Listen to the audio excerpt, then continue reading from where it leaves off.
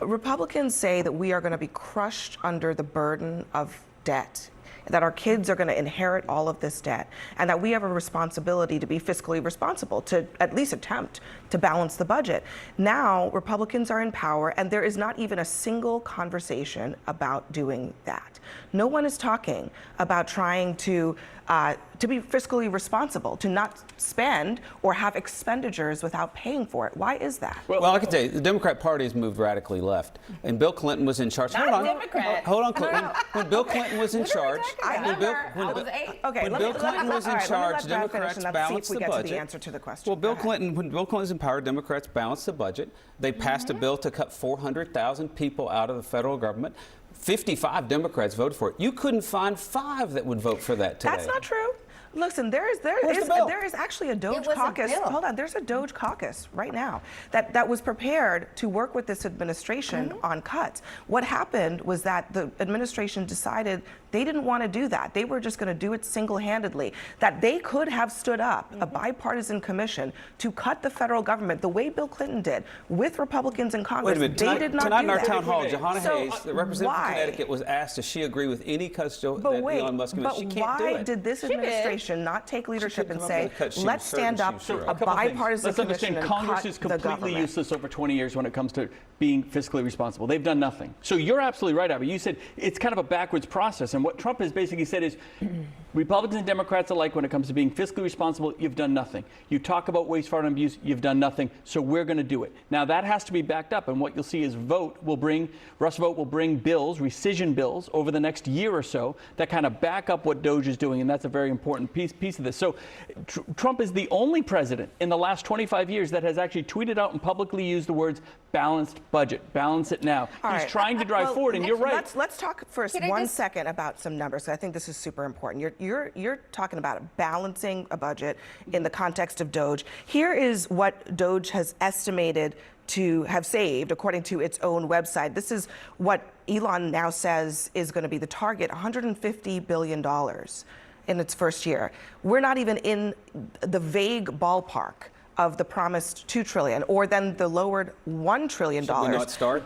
I'm not saying not to start. This is 90 days into the most complex government system on the planet. We need to start somewhere. Elon is now saying that this is where they're going to end up for 2025. Okay, which is $150 billion more than any president in the last 25 years. Great, fine, but it does not get you close to a balanced budget. How do you get there? How do you get there? Well, there's no doubt to get there, you're going to have to start eventually dealing with entitlement reform, which, again, Nancy Pelosi and Bernie Sanders said there's massive waste and fraud in Medicare. We got to go after it. Social Security goes bankrupt in 9 years, guys. And when that happens, guess what? Yes, it does. And you lose 20% of your benefits at that point. That's in law. So someone's going to have to come in and adjust Social Security to deal with that. And Doge is literally 90 days in, 100 days in, and they've already found $150 billion. Wait till they get to defense. Wait till they get to HHS. They're barely getting started. I want to play because it's good. So let's just play it, because this is Elon, what he's said all this time about what they're going to do and what they're not going to do. Well, I think we can do at least $2 trillion. Yeah! I think we'll try for $2 trillion. I think that's like the best case outcome. If we try for $2 trillion, we've got a good shot at getting one. You think you'll wind up getting to $1 trillion? Yeah. Of savings? I mean, unless we're stopped, we will get to $1 trillion of savings. I think we will have accomplished most of the work required to reduce the deficit by $1 trillion within that time frame. So in that time frame, 130 days. Thanks to your fantastic leadership, this amazing cabinet, and the very talented Doge team, I'm excited to announce that we anticipate savings in FY26 from reduction of waste and fraud by $150 billion. All right, so that's by the end of the fiscal year, okay? So not 6 months or whatever.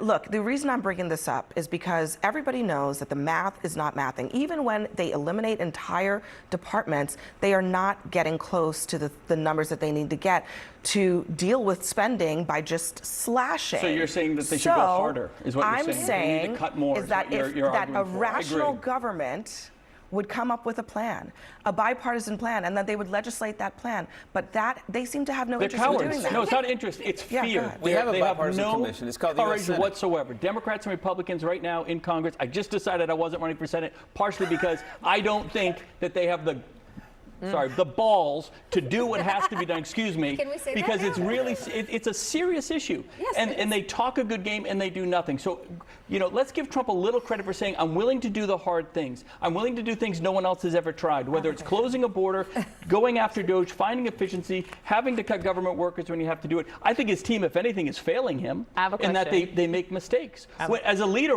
as governor, when I was willing to make tough decisions, the team had to carry it out flawlessly. And it's hard, but his team is letting him down. If anything. I'm fascinated by this because you're out of the Senate race because your party's in power right now. In the Senate, you're probably good for like at least the next 2 to 4 years. But you don't think that that's going to be a place where you can get anything done, even with Not anything. entire Look, control of the federal government? I more didn't run because it wasn't right for me and my family and all that sort of thing. But you need 51 votes, and you need to work across the aisle, and you need to do certain things to do what has never been done. Guys, the debt is building. This isn't politics, it is math. No, I get And it. we've I gotta get it. have I some guess ideas on the I other just have a side. couple questions for the table.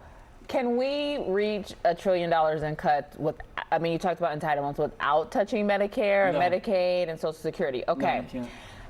So right, that you means, want to. and so I think this is what came up in, it's like the devil is in the details and all. And I think that actually Republicans are really good with these like top line one-liners that like make voters interested.